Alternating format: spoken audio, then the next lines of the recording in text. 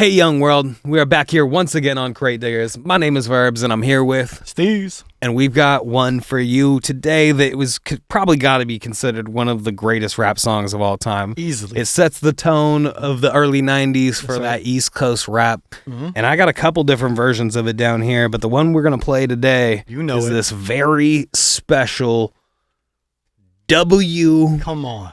45 Wu-Tang C.R.E.A.M limited edition, the Wu-Tang logo-shaped collector's 7-inch single. Come on, America. Got C.R.E.A.M and the Mystery of Chessboxing. Whew. Two of the best hip-hop songs. All-timers coming up. It's going to be a good one. Let's go.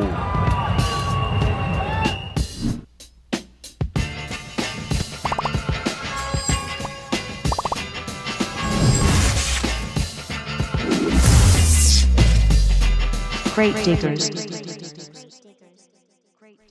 All right, so like I said, I got a few different versions of it here. I got the OG 12-inch right here. Let's see if I can frame this correctly. Wu Tang Clan, C.R.E.A.M, and the Mystery of Chessboxing on 12-inch. But I went to this little record store. I believe the record store I got it at is Ronald Records in Vancouver. Shout out Ronald Records and all the record stores in the Portland metro area. Mm-hmm. But this one specifically I saw on the shelf and I was like, well, I don't have the Wu record, the Wu-Tang shaped record. Yeah, that has to be in my crates. Mm-hmm. So I picked that one up. You know, I already had this. I already have the, 36 chambers. Mm-hmm. I have the greatest hits, whatever. I got Wu. Pretty much all of it. I got Wu, bro. I got you Wu got up and down. Mm-hmm.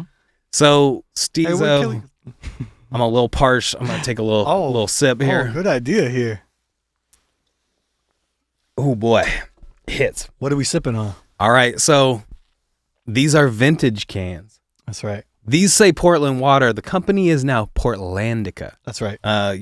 Portland Water Bureau is like, stop that shit. You ain't Portland Water. And you're like, well, we're Portland Water. Anyway, Portland Water is now Portlandica. We got these vintage cans. They're beautiful. But check out Portlandica on Instagram. Grab yourself some still water. Get some bubbles, whatever you like. Thank you for keeping us hydrated. Thank you. And one more thank you. We have an incredible producer who makes sure all of this stuff goes down, and his name is Jimmy. What up? Jimmy is the best. Jimmy makes sure that all these lights stay on, technically. Mm-hmm. He turns them on, turns them off, and then gives us this incredible space to record in. We got this beautiful setup behind us. Thank you so much, Jimmy, for everything you do for this podcast. Yes, sir. Follow everything he does whenever he does it. Mm-hmm. So I've got this single here that we got to get into. All-time classics here. I don't even know where to start. Like Wu-Tang, like I said, is kind of the genesis for me. Like it's why I give a fuck about rap music. Oh yeah, for sure. As early as possible, you were introduced to this. Wu-Tang was the one of those groups that I was drawn towards immediately. Mm-hmm. Like the mystery of it all, the integrating Shaolin and all of these like samurai flicks. Yeah, they built a mythology for themselves. Mm-hmm. Each one of them is this mysterious person. Maybe they weren't even all friends. Like it was really hard to tell what the whole energy of the entire clique was. Huh? Maybe Capadonna's coming in and he's another member. Maybe people changed names within the group. That's right. Like it was this mysterious. It's like this mythos, this different lore. 100%. Craziness. They had built in all of this incredible mythology, and this is something that we've celebrated with other artists. We've like MF Doom creating his own story. Yeah. This is very much the same way. They're mythologizing that the place that they live. Slang terms for the place you live is so cool. The storytelling is impeccable. Everybody's bringing a different element. You have ODB with a wild ass style, like truly the wildest. His style has no father. That's why he's ODB, old dirty bastard. That's true. Rest in peace, big baby Jesus. We love you. This is a group that we've been drawn to our whole lives and made Insane. sure that we've seen them multiple times. Oh, yeah. Steez, do you want to talk about like the first time you remember seeing Wu-Tang perform? Oh yeah. I believe the first one is probably the Bumbershoot. Yeah. I think the Bumbershoot one is probably like this introduction to seeing them as a live group and knowing, God damn, there's so many members and they're all here. Yeah. And I can't explain to you the level of emotion that RZA displays on stage. And at this time, I think it was maybe a year after ODB's passing. And this is one of the reuniting concerts for Wu-Tang. And they didn't skimp on anybody's solo songs. They didn't skimp. They shine light on every single person through a whole concert and do all their best collab songs. And they would even play ODB's verses. They would even rap ODB's verses. But when Meth I tell you, killed some ODB verses. that was the craziest part. But when I tell you how much emotion RZA was screaming at the top of his lungs, some of his lyrics on his knees on stage. And I had never heard, that is not an emotion that's included in hip hop for me. When I hear a lot of hip hop songs or live performers, you hear the coolest, most energetic, most friendly version of this person. And that was this dude conveying emotion through screams and yet letting you know how much he lives and breathes this shit and how much the lyrics really do like emote from him that way. And that's just one of the many members of the technical styles you get through, and you can't even decipher Raekwon's slang, and you can't even really understand how Ghostface is that skilled or how Method is that smooth or that creative at hooks. Wu-Tang is this legendary group that getting introduced to hip hop. I mean, I believe we used to have this motorhome out in front of our house that we use for trips, but we also have young kids stay out there because you could keep the electricity on and we could, blare music and watch TV and stuff in the motorhome. And I remember being past 36 Chambers and just like, never heard this album before. Like I knew you liked Wu-Tang. I didn't really hear any of it yet, but I bring in this album and I play with my good friend Jeremiah. Shout out Jeremiah. We both listen to this thing front to back. The only thing I say, just jaws dropped. Yeah. Like, there were 12 of the coolest songs I've ever heard with samurai flicks integrated in it and lyrics that you've never heard, personalities that you've never heard. It was being exposed to a 10 out of 10 hip hop album at that era of just me beginning to know about hip hop. And it was revolutionary. It just like, it changed my brain's chemistry. Yeah. It literally, I was somebody in middle school who could just dig pop music or the hottest rap song. And then when it came to listening to a few songs from Slum Village, Wu-Tang, and a couple others, those CDs changed the entire way my brain heard music. And Outkast was one of those people too. It just like now I can no longer just tap into pop music anymore. I had to hear something that was this intricate and this cared about, it's incredible. It's and this crafted. is one of those. Yeah.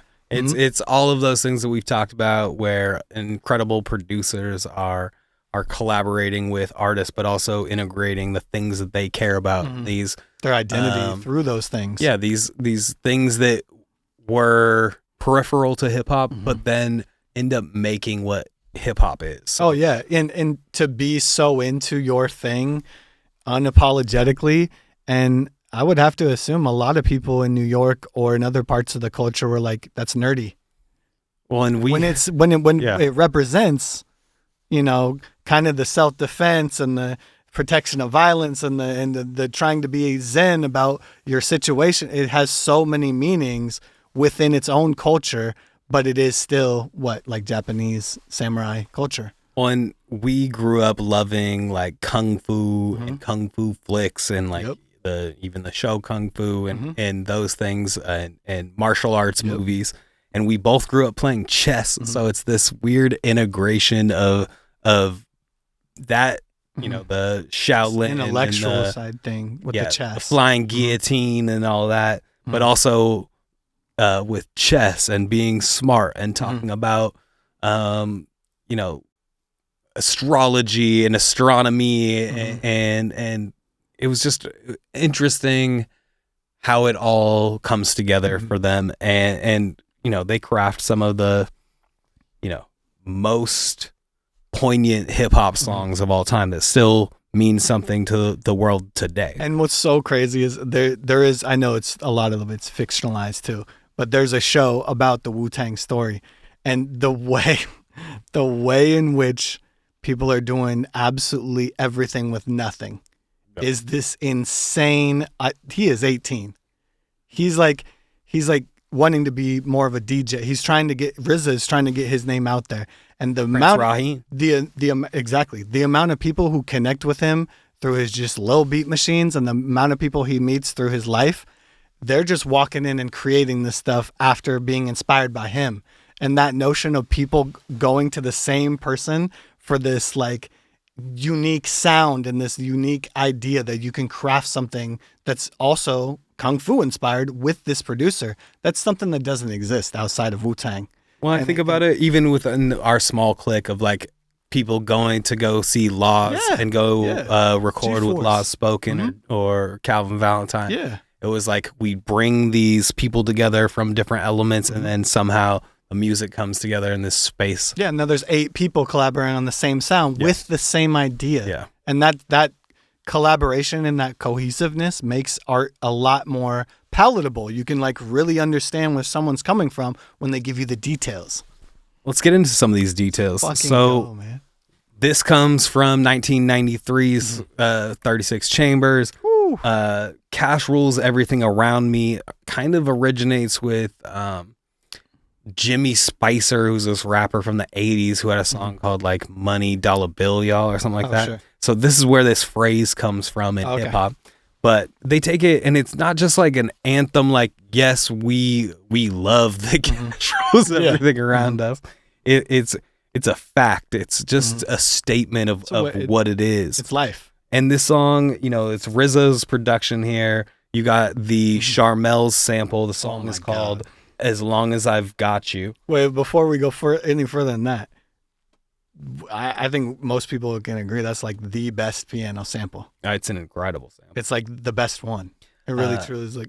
And it's an Isaac Hayes and David Porter collabo. So like this is something. I think it's only 8 bars. It could be 4, but I think it's only 8 bars. If they sampled all 16 of those, I'd be surprised. It just seems to go from down to up to down and then loop again, and it's the perfect piano. Well, they include the no flow is yeah, the longer version of the song has. Yep. Yeah. Okay. So you have these incredible pieces of this song. I mean, the sample itself is an incredible. Unbelievable. Song. It's unbelievable. And on this one, you have limited members of Wu. You have Raekwon, you have Inspector Deck, you have Method Man, but it's a pretty small amount of the crew on this one.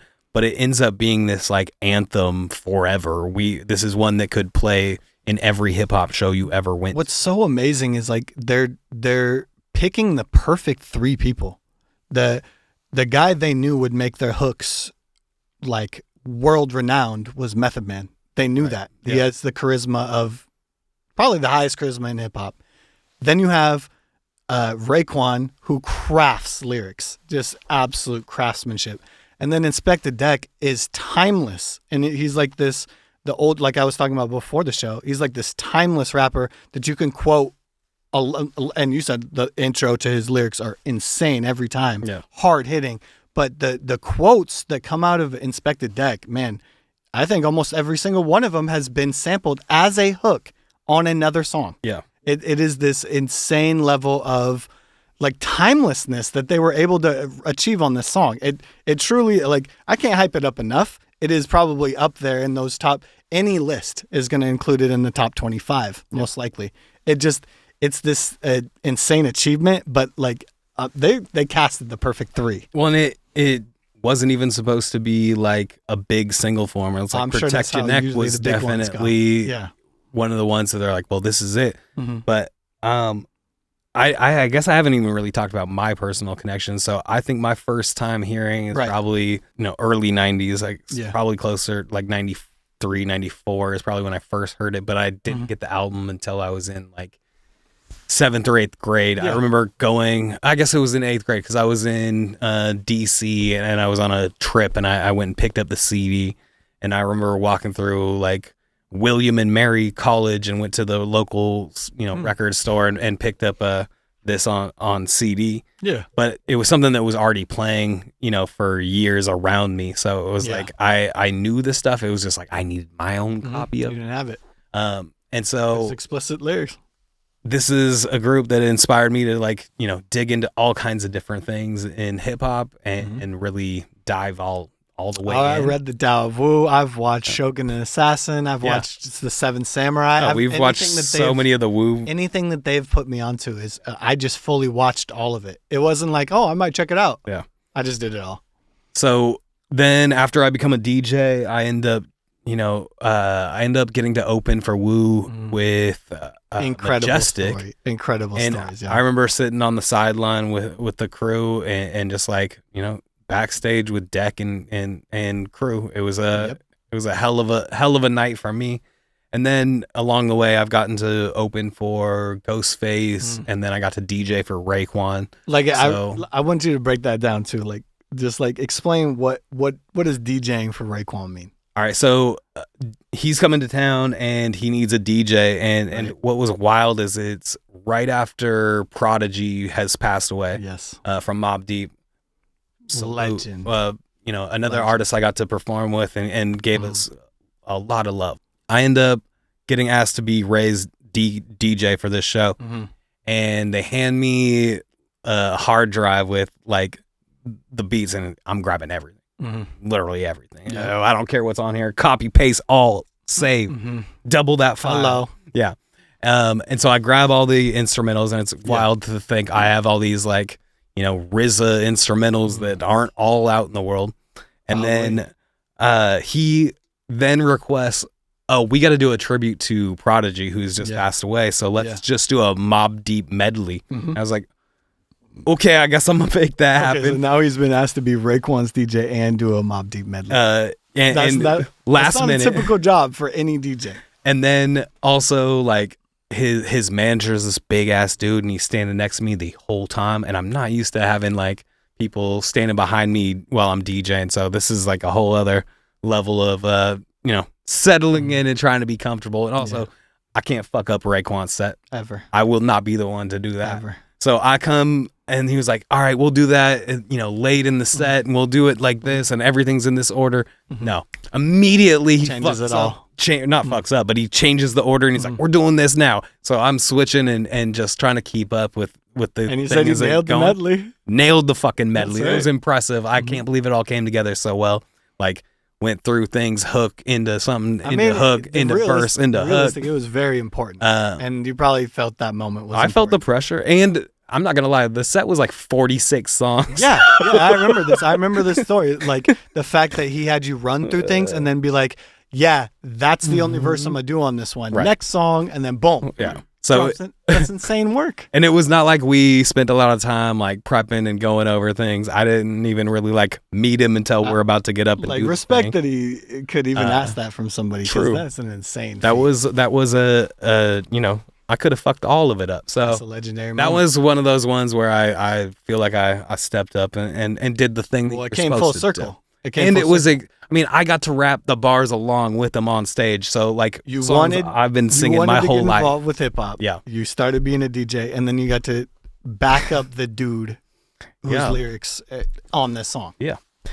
So incredible That's a moment moment. for me. I've seen, I got to open for Ghost, but I've also seen Ghost by him. My very first concert was the Hard Knock Life tour with Jay-Z, Ja Rule before anybody knew who he was, DJ Clue, Red and Meth were absolutely insane. Blackout.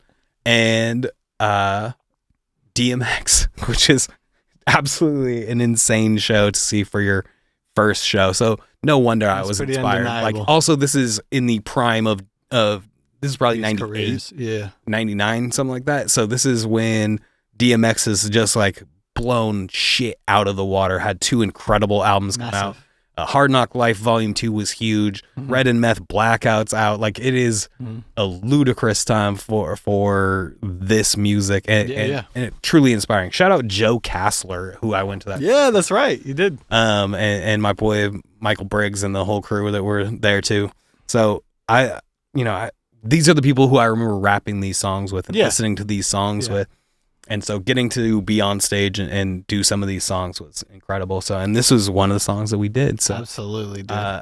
I think we can go no further without playing some music.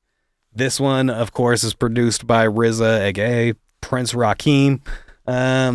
It's a Wu-Tang song. It's as woo as it gets. I can't wait to hear this again, man.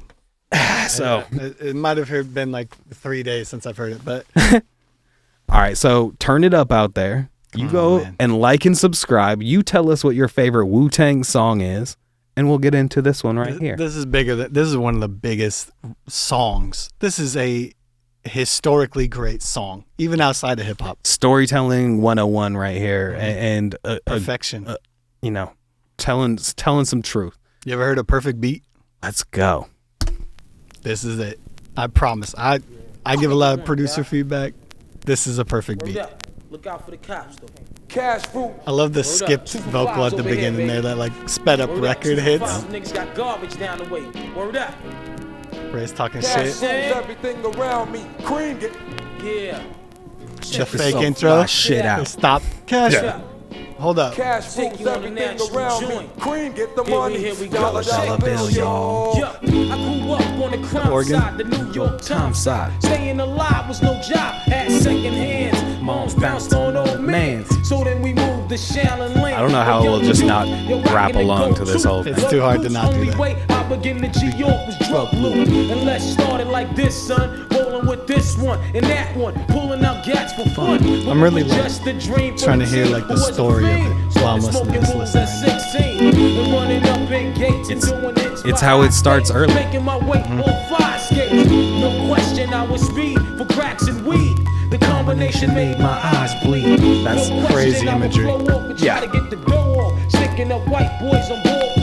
That's a tough life. No better. Same damn low sweater. Times is rough and tough like leather. It's funny that sometimes so I got with a sick ass click and went all out. It's funny how like you can picture these verses as like triumphant, but he's like, man, I'm going through some shit, and it's because cash.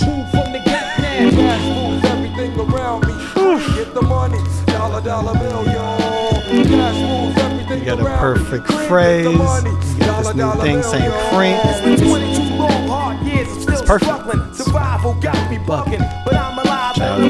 That intro bar. Stay awake to the ways of the world, cause shit is deep. I'm in with the dream with plans to make cream, which fail. They're so solidified that it's called cream. It's sick. Well, it's cream is something you make, but it also is this other phrase. States my destination.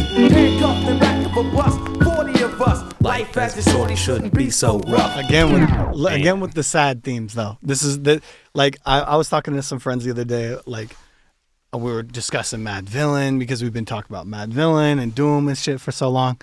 And like I read all these reviews like talking about like where it ranks in hip hop, and I believe it was Pitchfork, and it was number 10. And I don't know who wrote these. These were incredibly well done. Just full paragraphs of why these are the top 10 to 100 records. And it was talking about, don't look at some of these records on their face value. Sometimes you remember them as so cool and iconic, but dig into the lyrics, dig into the references real quick. Is that happy imagery to you? Is that positive image? He's actually explaining how tough that shit is. Yeah. And how I need to talk about how tough this is. And this is my form of expression, is telling you the real story. And it's not glorified in the same way that people not. have always pointed towards, where it's like, oh, I'm, like this is the way. Mm-hmm. Instead, it's like, this is what I've gone through. This is the real world that I'm facing. Mm-hmm. And acknowledging a truth instead of like, putting it on a pedestal and making it the end all be all of ways to be, or at least just portraying an imagery of something you're just absolutely fucking not. Yeah. Like the way they represented these things is like, again, sticking up kids, corrupt cops. That's tough. That's tough already. He's displaying in this way of just like being able to get by with it, even though it is so tough. He's turned into this person because of it, and it's not like seeing this a future. Yeah, right? Like his future is that he knows that I'm going upstate, right? Like this is what's happening. Either dying or going to jail. Yeah, and they describe that as a reality, not as a fiction, not as a story. Right. That's crazy to me. Because that's what I was bringing up with, you don't identify the nature of the sadness sometimes that these artists are really portraying to you because the sheen is so fucking cool. Right. I mean, the beat's so cool. The phrase is so cool. Right. Money's so cool. Yeah. And so, like, you dig deep. Like, you just take a second. We just took 1 minute. That's some tough stuff that they're saying. And it needs to be said, right? It sure do. Let's finish it out. Let's go. The world turned, I learned life is hell. Living in the world no different from a cell. Every day I escape from takes, giving chase, selling bass, smoking bones in the staircase. Though I don't know why I chose to smoke cess. I guess that's the time when I'm not depressed, but I'm still depressed. And I ask, what's your work? Ready to give up, so I seek the old earth. It's like these stress relievers ain't working at all. It's just making shit worse. To overcome the heartaches and pain. You got stick up kids, corrupt cops, and crack rocks and stray shots. All on the block that stays hot. Leave it up to me while I be living proof. To kick the truth to the young black youth. Appreciate it. The perfect crafting of that lyric. Like a setup. Neglected for now, but yo, it got to be accepted. What? The life is hectic. He's like I'm saying all this, but my message is rejected. He's like, y'all, I'm being dead serious, but because it's not cool, you're not listening. Well, and also kind of what you're saying is this beat and the chant and all of it feels so cool, but you're missing the real stuff. Absolutely. There's a whole, not to just go off topic on different artists, but there's a whole album by Jay called Kids on Drugs. If you just listen to Kids on Drugs like this, if you listen to it like that, you heard a cool album that has catchy lyrics. Listen again. Listen to the verse connecting to the lyric. It's the opposite. He's painting this picture, and you're not listening.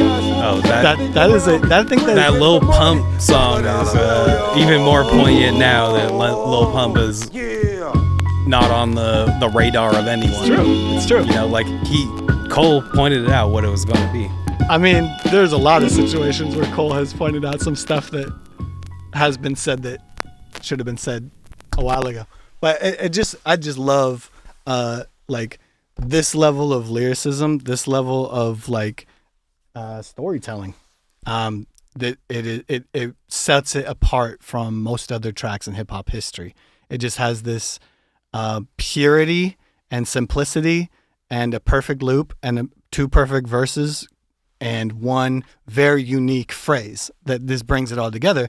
And it just like, I don't know, it's absolutely never gone out of the playlist of a hip hop favorite. It's never you could play that song for freestyle battles. It's just always around. You could just play the beat. You could just play the sample. It's in like 8 Mile. Yeah. It's like everything has always included it as this is the staple. You got to know this one. So we got to play it. Well, also it's like at this time, bringing East Coast back into the forefront after the West Coast has really been, riding hard. But 93 is this incredible year where you have this like, Balloon Mind State, you have a Tribe Called Quest album, you have all this New York stuff coming back that had been kind of like pushed aside for gangster rap. True. This is a year before Illmatic. So it's like this verge of new artists who are going to become the torchbearers. The ones who bring things forward. They're all right here on the cusp of doing it, or shining for the very first time. Right. But it's it's crazy to think of like how quick these eras go by. Oh yeah. And certain just a couple of years changes so much of what the sound is. And where we're at now, I mean, we just look at what we look at this as is just like, this is almost like the blueprint of how to do a story song now. And I can't even separate myself from the first moments hearing it because I just never wanted to stop hearing it. So it's like, I don't look at it as just like this classic, the stated classic that I'm rehashing and like listening to and re-inspired. It is that, but it's also, it has never left a playlist of mine. It's in every basketball video game. It's in every football video game. It is a staple of people who just admire this culture. It never escapes it. And I think every element is the reason. It's Ray, Deck, Meth's hook, and RZA's beat. Is you had to have all four. Yeah. The hook especially is one of those ones where it's like, that'll never leave hip hop. We just put this in the dictionary. Like, this is an acronym for this thing now. All right, so let's take a little quick second to peek down this. Let's get some real Wu shit going on here. Like, this is so fired. I don't have that many of these cool shape picture discs. We did the J Dilla, Fuck the Police. We have a Gorillaz Feel Good one. Yeah. I'm not sure what that is. We have an incredible one from our man Calvin Valentine. That's the right. Weed is Awesome record that we definitely have to talk about sometime. Insane. Shout out Calvi. Yeah, Calvi P. And shout out their podcast. Yes, sir. I'll smoke to that with Laws and that. All right, so did I turn it over? Here we go. That's right. Yes, sir. Now, I have to do this live. It's always a challenge, guys. Let's make sure that we get this just right, because this one has a great little intro bar where they just a tiny bit more. Yeah, you got me? Yep. All right. You know, they start this one. This is the mystery of chessboxing. This one is this one has some extra interesting parts on it. It says co-produced by Old Dirty Bastard. Crazy. Which is unique. So that's not on every one of these. No. Let's see. And obviously RZA on production here as well. Yeah. Yeah, this one is I love this one because I was a little chess nerd growing up. I don't know if you know this. I was a chess champion in a few tournaments. I did pretty good. This shit is so quotable. And so I've always been, I loved the kung fu stuff, but I also love the chess and intellectual shit. So I've always been a sucker for all of the things Wu-Tang likes to bring. Yep. So let's get into this one here. This is The Mystery of Chessboxing. Come on, man. You know 36 Champ. You know this intro.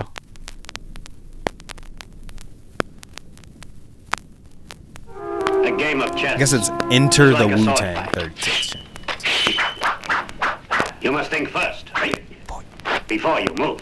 Style is immensely strong. I like that we both did it at different times, so it actually That's right. been on screen. Raw, I'ma give it to you with no trivia. Roll like cocaine straight from Bolivia. My hip hop will rock and shock the nation like the Emancipation Proclamation. With MCs approach with slang that's dead. You might run into the wall and bang your head. I put a force, my force you're doubting. I'm making devils cowards. Nobody's rapping like this. Nobody has a beat like I set this. the microphone on fire. Rap styles vary And carry like Mariah. I come from the Shaolin slum, and the al I'm from is coming through with enough niggas, enough guns. So if you wanna come sweating, stressing, contesting, you got your salt swords at the midsection. Don't talk the talk if you can't walk the walk. Phony niggas that outline the chalk. This is definitely more of a crew banger. Yeah. There's no way to barricade me. They're passing. Steamrolling niggas like an 18-wheeler with the drunk driver driving. There's no surviving. Rough like Timberland wear. Yeah, me and the clan and yo, the beat land breakdown. cruisers out there. Peace to all the crooks, all the niggas with bad looks. Bald-head braids. Damn, he carries when there's no drums. Yeah. He's like a heavy Drug voice. dealing styles with fat stacks. Only He has good an nigga unbreakable for a minute, rhythm. though, 'cause I got to get my There is props. no And when sloppiness it- to Ray I got versus beef with commercial Quan ass comes niggas on. with gold teeth. Camping in a Lexus seat and beat. Straight up and down, From don't the even very bother. I got 40 beginning, he had niggas as up much in skill as there he who ever kill had. niggas bother. My peoples, are you with me where you And then you at? got In the Meth on the attack. hook. My And peoples, are you Dirty. with me Dirty where you singing. at? Hitting cats on the hitting cats on the block with the gap. Here I go. Hey, it's vinyl, guys. Jack, you stole. Yeah, one of them. Get this, yo, I'm carry bomb and shit. Boom. That's warming up a little bit. Rapping in is what's happening. Keep the pockets stopping in, hands clapping in. At This the party when I'm on my energy. body. Gotta get up and be somebody. I don't know how you didn't love I Old Dirty waited for this every time I heard a Wu-Tang song. Like, give me this craziness. I'm gonna catch your brother. Rough, kicking rhymes like Tim Kelly or Alex Kelly. I'm a The way he just pronounces everything. Coming to buy grocery from me. Turn out to be a hip-hop MC. The law in order to enter the Wu-Tang. It's crazy how he literally covers like essential elements. He like he actually is just a solidly great MC. Yo, Who plays with the formula. I've always loved the video of Busta Rhymes watching ODB freestyle, and he's just like, Jesus. he just can't believe the shit that is coming out of ODB's mouth. It's wild. Get your shit right. Mega Now type this- when you I killed you in a this past is life. an On the mic while you was unbeatable kicking voice that in fast shit. True. You and Nick tried to get it, got blasted. it got imitated. Half mastered that style, Yeah, man, it's rough jazz. When I struck, I had on Tim's in the black mask. Remember that shit? I know you don't remember Jack. That night, yo, I was sitting like a spike bat. And then you thought I was bugged You know out we and love crazy. Ghost. Straight We've from done Ghost nonsense. before. After We me love became Ghost. lazy. And Yo, they nobody love bugged spike while I shot bats. slugs. Never shot ducks. I'm running with ducks that front And up. making So sick grab ass your sound 8 plus effects. 1. Start flipping and tripping. Niggas is jetting. I'm licking off, son. Wu-Tang, Wu-Tang, Wu-Tang. It's How can you not fuck with this energy, bro? And death is a penalty. One justifies the homicide when he dies in his own iniquity. It's the master of the mantis rapture coming at ya. We having a PB on an MC killer. Looks like the work of a master. Evidence indicates that his stature merciless like a terrorist, hard to capture. The flow changes like a chameleon, plays like a friend and stabs you like a dagger. This technique attacks That the driving immune system, beat. disguised like a lie, paralyzing the victim. You scream. I love how it as doesn't enters go your to a bloodstream. chorus You change. rush your brain full of pain these thoughts contain. I mean, he drops the drums out sometimes. This is it. Any motherfucking contender. My peoples, are you with me where you at? In the front, in the back, killer bees on the It's tap. tough to be in a Wu song. It's like you gotta fucking Also, carry so hard. Killer Bees too, like it's so all of the stuff they Bees is integrated, it's just all fun, man. It's such a fucking great amalgamation of all these things, all these inspirations. None of them are like truly connected, but it's like the shit that like that helps paint who they are. You can understand like where they're coming from with their inspiration, but it's so uniquely different. You just don't get people attaching themselves to anything at all. You like maybe they're attaching themselves to sports references, but that or there's some no clothing brand or something. But there's truly no like we're gonna talk about Shogun Assassin. well, and like they all know that they're on this shit. Like, And we're all on this shit. You This can all tell- means something to us. you can tell that they're in that vibe. The thing that RZA has created is he's created a studio where you're gonna come in, you're gonna hear this type of sampling. I'm gonna have the beat machine and the turntables, and I'm gonna make this ridiculous loop. But you're also gonna be watching some samurai flicks while you're here. Yeah. And I'm gonna be maybe reading or like there's that imagery and those combinations are happening in the stew. Those people aren't RZA, but they're inspired because RZA is painting this imagery and making that beat. Again, when that shit started, I said it like right away. I was like, instantly, nobody's rapping with that energy or rapping on that type of beat. Yeah. Nobody in that whole era had ever even tried that. Yeah, it's Like there is, big and aggressive and forward movement. and it's super dark. Yeah. It's abstract. It's a weird thing to sample that sitar, like the kung fu flick style, like scoring that he's chopping up. These aren't ideas, man. These are not ideas of just like a Pete Rock or a Cool Herc or anybody who's passing on that lineage, even like a Dilla. This isn't the lane they went for. Right. This is a completely different person processing music, hip hop, and culture in a different way. And it's like, how easily do I relate to somebody who admits who they are and their favorite things? It's a lot easier. I'm gonna tell you that it's a lot easier. It was one of those things that I talk about things I talk to artists about. You know, I've done this showcase called The Thesis. here in Portland. Hell yeah! Shout out Thesis. This is our 12th year. Yeah. And I'm talking to artists and you know, when I listen to some music from artists, it's so general Yes. because they think that's the way to tap into everyone Yeah. is generalities. But the problem is none of us end up connecting to that because it doesn't. Generalities aren't relatable. Right, exactly. Like, yeah, we all feel these ways, but we're not moved by them. It's the individual things that you care about that end up making you actually more like universally likable and the admissions connectable. of all your details, Your specifics, like it's those things, integrating those things is important. It also adds to your mythology, adds to your story, adds to this thing that I can follow and grow with and see it change. It's important to be real about that too, because like, let me just paint a picture of like, I'm a new artist and I'm very confident and I like Drake is my inspiration and I like Michael Jordan. Yeah. At some point, you just picked all the things that won, and everybody relates to, and we all know that's cool. And you wear a Yankees hat. Yeah, and my Yankees hat is sick as hell, and I love the Dodgers. Like any like uniquely giant thing, you're that's always winning or it's always the coolest. If you're just kind of like latching on to that, I have no unique connection to you. But let's say you fuck with the Blue Jays or the Browns or the Vancouver Grizzlies. Not the Memphis Grizzlies. God damn it, the Vancouver. Or your favorite shit is Shaka Khan. Or you know, the second you admit those things, like I feel that way about Anderson .Paak. I feel that way about people who like put all their Lupe Fiasco, people who put all their shit on display. Tyler the Creator. He's like, this is what I fucked with. I fucked with Pharrell. And I like that this is my inspiration for my sound. Oh, now it sounds like that, and I understood you. I completely understood why you made that lateral move because you told me what you fucked with. And this is where it starts for me is like, this is creating this, hip-hop is obviously able to collab on every single thing on earth. It just is. But it had not touched Kung Fu flicks. It had not touched chess. It had not touched Killer Bees. These identities didn't exist before this happened. So I think this is another thing, like I always talk about, it just gives you this right to be more yourself if you indulge in that, and you became an artist. We love an underdog. Living in Portland, we love a goddamn underdog. You got to root for some teams that ain't seen championships in 40 years. So 50 years? I don't want to count. I don't want to count. So I think in us is something for an underdog, for a small thing. Like, we love the niche shit. I mean, I'm wearing a t-shirt right here. It says Dang Ass Freak Party. This is from Ben Hosley from the Blank Check podcast. Shout out Blank Check, bro. Shout out Hip Hop Sims and Griffey Nooms. Yes, sir. But Ben Hosley with this Dang Ass Freak Party. The shirt was designed off a puddle he saw that he put a face on. So, like... I mean, that's endearing. Like, I love that story.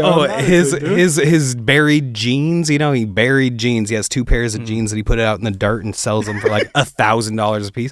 Like, I love the niche underdog stuff, and that is delivered to us in all kinds of different forms. But Wu-Tang is one of those things that gives you something to dive into, gives you something to go learn, to go seek out, like trying to find what the flying guillotine is, and trying to figure out like where all these who's each voice, who's it, like what even why? That yes before you could just go online and look it up. It was like you had to tune into voices, or you saw the music video and you tapped into who listen that was. To see if they said their name. I mean, it might be easy to catch ODB, but did you grab Master Killah? So like it's one of these.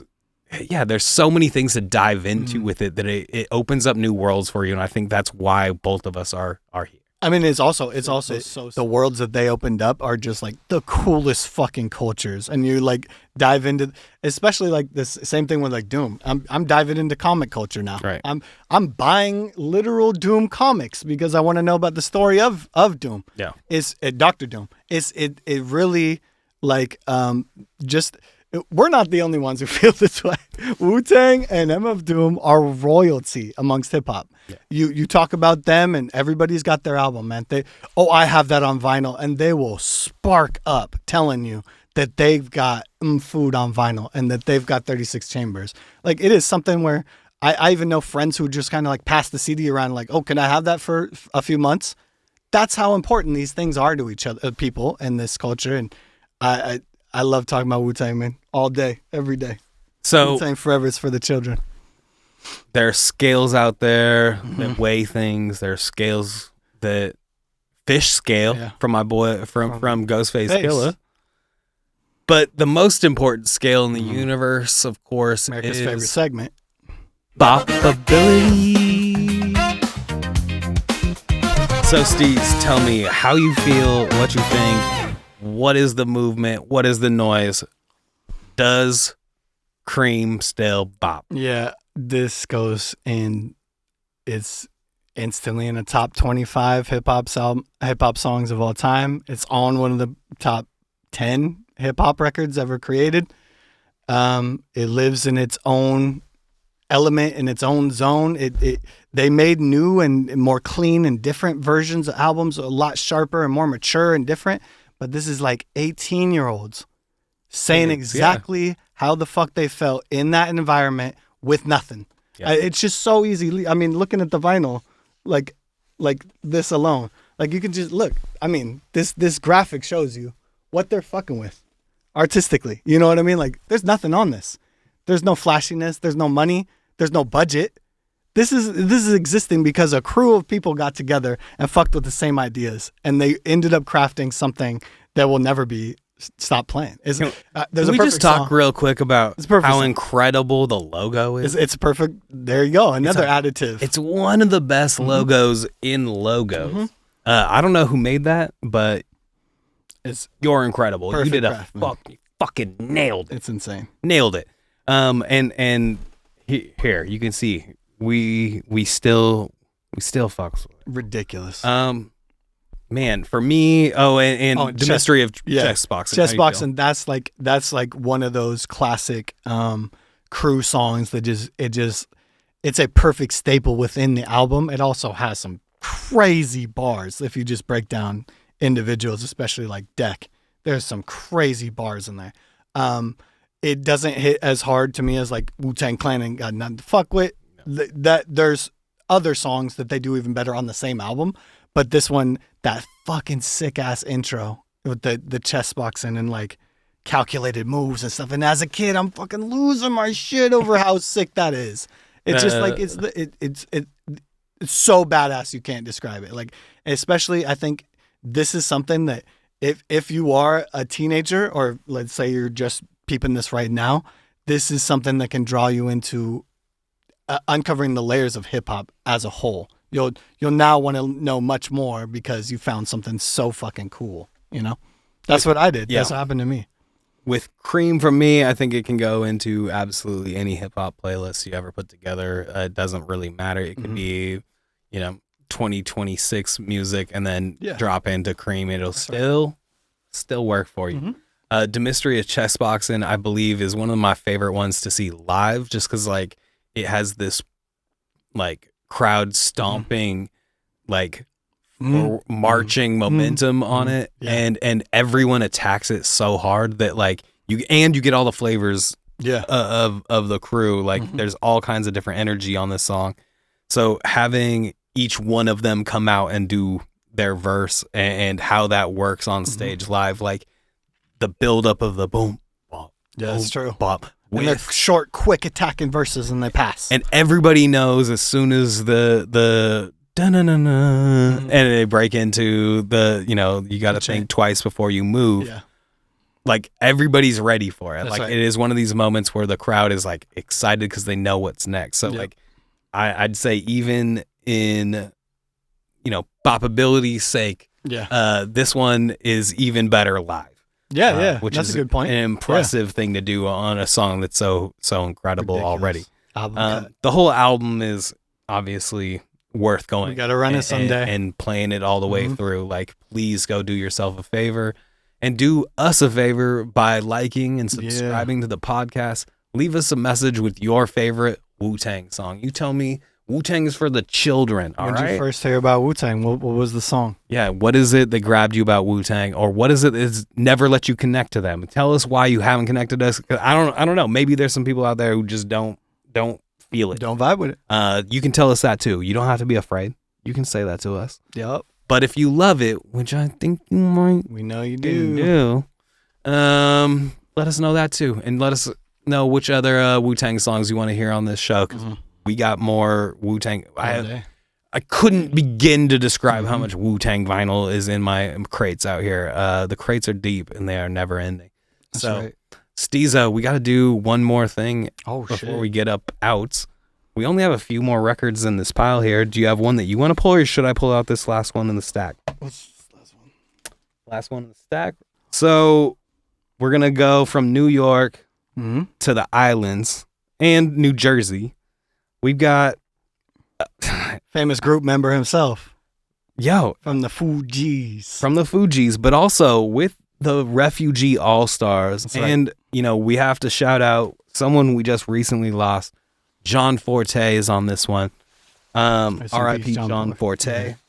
I got to know your whole story, how you were out there. I mean, he was a young man in New York, but then he's living out in Martha's Vineyard. Like, Yep. how does this all come together? Craziness. Also, the crazy liquid cocaine story. There's all kinds of crazy stories We'll involved get into in this. it. What song are we talking about? What album? What record? We got Wyclef Jean featuring Refugee All-Stars. We Trying to Stay Alive. It's that BG sample. It goes hard. It still goes hard to this day. But we're going to check on this bobability next time Mike Clef next on time. Crate Diggers. Throw up the W's. Let's go.